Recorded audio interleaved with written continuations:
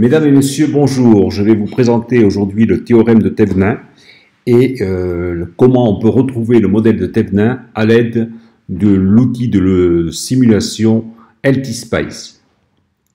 Alors tout d'abord, nous allons faire un petit peu de théorie et nous allons revenir sur le théorème de Thevenin.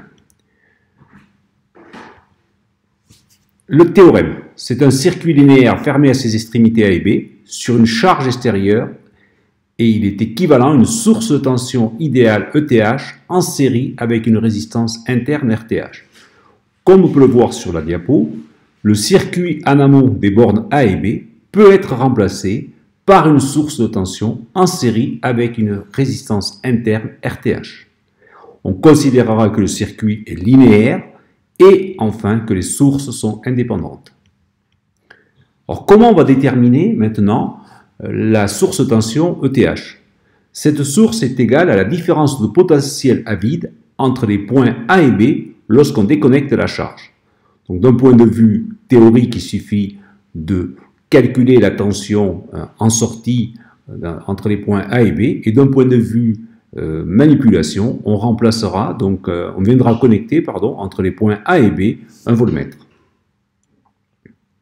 Et j'insiste bien, il faut donc que la charge soit déconnectée. Et on retrouve donc ETH égale VAB lorsque I égale 0, donc charge déconnectée. Comment fait-on pour déterminer la résistance RTH? Donc la résistance RTH, c'est la résistance équivalente de l'ensemble du circuit situé à gauche des nœuds A et B, lorsque toutes les sources réelles sont remplacées par leur résistance interne. Si c'est une source de tension idéale, elle sera équivalente à un court-circuit, et si c'est une source de courant idéale, ce sera un circuit ouvert. Donc vous voyez ici, on va venir donc entre les points A et B, et on pourra, d'un point de vue travaux pratiques, insérer un ohmmètre, et d'un point de vue théorique, il suffira de calculer la résistance équivalente entre les points A et B en ayant pris le soin d'annuler les sources. Voilà donc l'expression de RTH. Je profite juste de cet instant pour dire que RTH est équivalent aussi à la résistance de Norton. Pour ce faire, on va prendre un premier exemple. On va considérer un circuit très simple constitué de deux résistances avec une résistance de charge qui viendra se mettre en parallèle. Et on va déterminer le modèle de Thevenin. Alors, pour déterminer le modèle de Thevenin entre les points A et B, on va, dans un premier temps, déconnecter la charge. On en déduira le générateur de Thevenin ETH et sa résistance interne RTH. Déterminons maintenant ETH. Pour déterminer ETH, on déconnecte entre les points A et B la charge, donc aux bornes de R2, RL donc est déconnectée, et on s'aperçoit qu'on peut appliquer la relation du pont diviseur en tension aux bornes de la résistance R2. Donc ETH sera égal à R2, c'est la somme des résistances constituant le circuit, donc R1 plus R2, que multiplie E1. Pour déterminer la résistance RTH, on déconnecte la charge et on va annuler la source de tension E1. Donc on se retrouve avec le circuit suivant, et on peut en déduire que ici, RTH est égal donc à R1 en parallèle avec R2, les deux résistances étant bien en parallèle. Et on retrouve l'expression classique de deux résistances en parallèle, R1, R2 sur R1 plus R2. Ayant maintenant obtenu le modèle de Thevenin, on a le circuit suivant et on peut en déduire le courant traversant la charge. Donc il suffira de faire une simple loi d'émail et dire que I est égal à ETH sur la somme des résistances, à savoir RTH plus RL. Voilà un premier exemple très simple. On va un peu complexifier la chose. On va considérer le circuit suivant, qui est constitué de résistances de série et de branches série et parallèles. On s'aperçoit qu'on ne peut pas faire le théorème de Thevenin en une seule étape, mais qu'on sera amené à faire le théorème de Thevenin en deux étapes, à savoir calculer dans un premier temps Thevenin entre les points A1, B1, et enfin en déduire le modèle final de Thevenin entre les points A et B. On va donc calculer ce modèle de Thevenin aux points A1 et B1. On va considérer que la charge, elle est constitués de R4, R5, RCH. On va donc les déconnecter et on va se retrouver avec le circuit suivant, constitué donc E1, R1, R2, R3, et on induira le modèle de Thevenin constitué de ETH1 et RTH1 aux bornes de A1 et B1. Pour déterminer le générateur de Thevenin ETH1 au point A1 et B1, on va utiliser à nouveau la relation du pôle diviseur en tension qu'on maîtrise bien maintenant.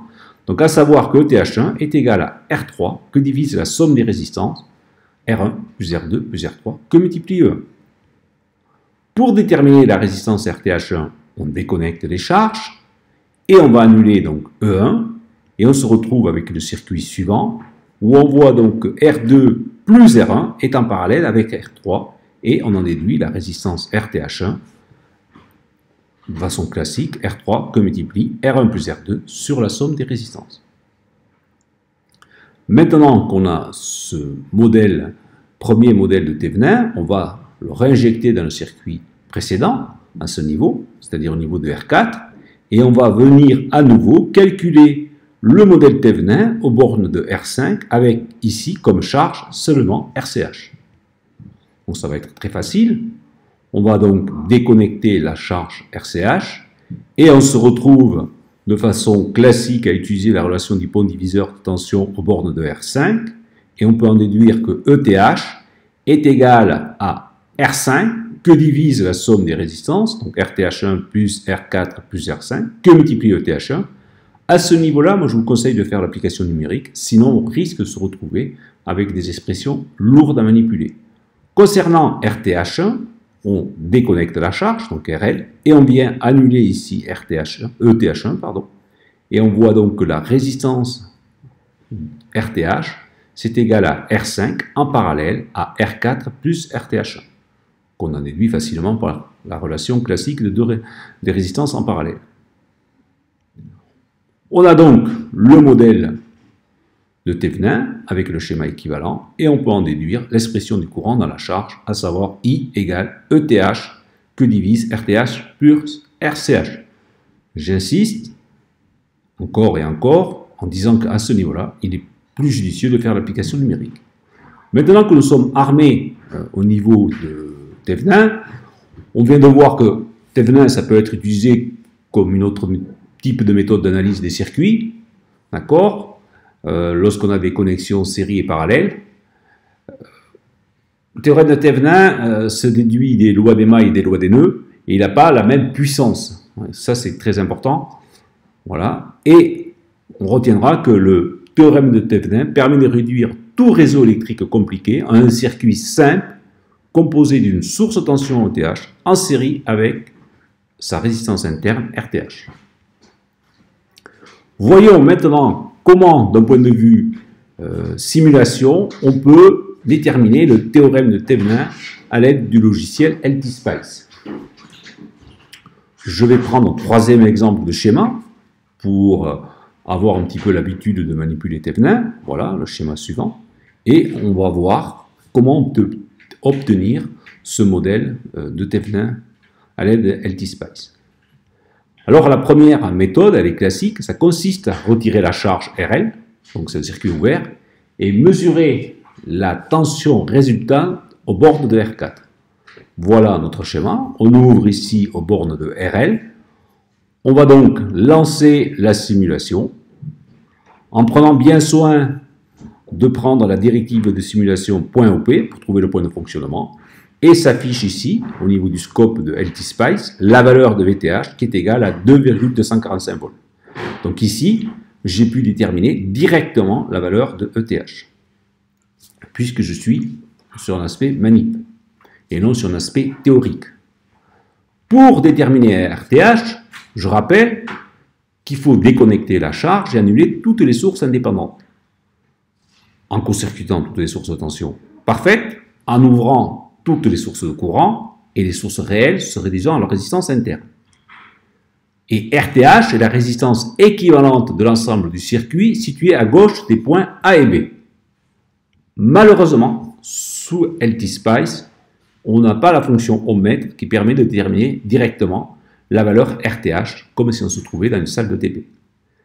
Alors comment on va faire? Première méthode, on va faire varier la résistance R, c'est la méthode dite en paramétrique, de manière à obtenir en sortie VTH sur 2. Donc je reprends mon schéma, si j'ai VTH, RTH, ici je vais faire varier cette résistance, et lorsque, comme je connais VTH, j'aurai ici VTH sur 2, je pourrai dire que j'ai bien obtenu, là, par application du point diviseur en tension, lorsque Vout sera égal à VTH sur 2, j'aurai bien obtenu alors la valeur de RTH.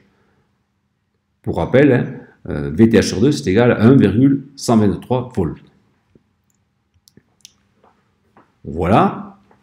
Donc je vois d'un point de vue LT-Spice qu'il suffit que je rajoute une directive ici de simulation, point step, donc que la valeur de R va varier de 1 ohm à 2 kΩ tous les 1 ohm. Et lorsque je vais obtenir sur mon graphique au niveau de l'oscilloscope la tension attendue ETH sur 2 de 1,123 volts, je pourrais en déduire la valeur de RTH, sachant qu'ici, j'ai en ordonnée la tension et en abscisse, j'ai les valeurs de la résistance.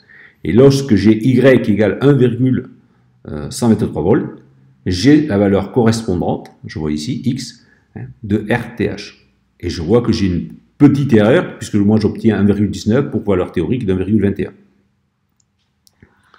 Méthode 2. Alors, si aucune charge, je rappelle, hein, je vais considérer le modèle de Thevenin ici, et si j'ai aucune charge aux bornes des points A et B, la tension en sortie sera égale à VTH. Et si maintenant je fais varier cette résistance jusqu'à obtenir un court-circuit, je vais ici avoir la pente, et la pente de ce graphique va pouvoir me donner RTH. Donc moi, ça va être très simple. Lorsque je vais ici, lorsque la source est branchée sur un circuit extérieur, la tension aux bornes dépend du courant débité, et la mesure du courant de court-circuit permet de déterminer RTH, ou simplement la pente de la courbe. Je pourrais avoir les deux choix. Donc comment je vais procéder? Donc moi je vais connecter une source de courant variable à la place de la charge, ici, d'accord, voilà. Donc cette source de courant variable, je vais la faire varier, et je vais la relever la tension à ces bornes pour déterminer VTH et RTH. Alors comment on va paramétrer sous LT-Spice? Donc on va cliquer sur le menu Drive, on va aller donc Draft, pardon, on va aller sur Spice Directive, d'accord, et là on va rentrer ici sur l'éditeur de commandes de LT-Spice au niveau simulation pour paramétrer les différents types de simulation. Je rappelle que moi je veux faire varier la source de courant, hein, d'accord, donc ça c'est très important. Et bien sur LT-Spice c'est facile. Il suffit d'aller dans simulation paramétrique et dans le panneau de paramétrage des simulations, on va sélectionner d'ici sweep, d'accord, et là vous allez dire que la source que vous allez faire varier c'est ICC, c'est une source linéaire qui varie de 0 à 10 mA. Je me suis fixé 10 mA. Il faut avoir évidemment une valeur un petit peu qui ait du sens hein, par rapport au montage, et tous les incréments en incrémentant de 0,01 mA. Voilà. Je rappelle qu'on peut retrouver sur le site de la chaîne YouTube de l'IUT de l'Indre un tutoriel sur LT-Spice où vous allez apprendre à manipuler LT-Spice. Je vous invite d'ailleurs à y revenir si vous en avez besoin. Donc c'est une simulation statique. On peut aller jusqu'à 1 à 3 sources et ça va produire une série de valeurs qui va être régulièrement incrémentée entre deux bornes. Les valeurs start et stop. Donc ici, pour i égale 0, on va circuit, donc i égale 0, ça veut dire que le circuit est ouvert. Donc si le circuit est ouvert, souvenez-vous le modèle que j'avais où il y avait ETH, RTH et RL, circuit ouvert, la tension aux bornes de RL, comme le circuit est ouvert, il n'y a plus RL, la tension aux bornes des points A et B, c'est VTH. Donc c'est 2,215 volts qui est proche de la valeur théorique et qui est de 2,245 volts. Et tout simplement, comme j'ai énoncé précédemment, on peut déterminer RTH en calculant la pente et on retrouve une valeur de 1,197 kΩ pour une valeur théorique qui était de l'ordre de 1,2. Voilà, on vient de voir un petit peu comment on pouvait trouver ce modèle. Alors, je rappelle aussi que sous LT-Spice, on pouvait calculer directement le courant dans la charge avec une directive .op, et à ce moment-là, on a directement le courant circulant dans RL. Donc on peut vérifier aussi si le modèle de Thévenin était bon. Et le courant donc trouvé est de 0,667 mA, comme on peut l'observer sur l'oscilloscope d'LT-Spice. Je vous souhaite de bonnes simulations sous LT-Spice et j'espère que ça va vous permettre de préparer donc la prochaine série de TP. Et je vous retrouve très bientôt sur la chaîne YouTube de l'unité de l'Indre. Merci, au revoir.